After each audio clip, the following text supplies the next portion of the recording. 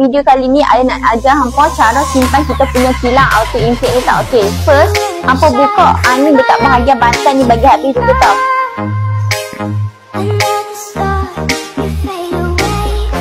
Make sure hampa dah siap button dah tau kat tepi ni dari atas sampai bawah.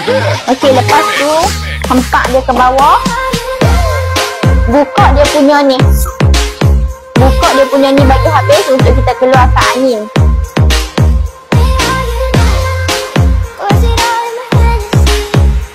Okey, dah buka kan? Terus lipat gulung tau.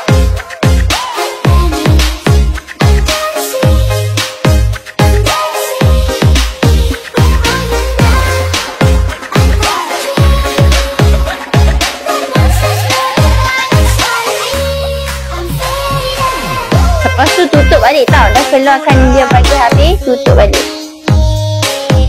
Dah siap, simpan dia dalam storage bag. Okey, jom ada nak simpan dalam storage bag dia.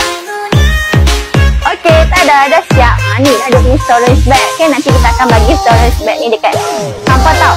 Kalau berminat boleh sahaja klik dekat button dekat bawah sekarang. Kalau hampa nak harga murah, masuk sahajalah kita. Okey, bye-bye hampa. See you hampa dekat next video ya.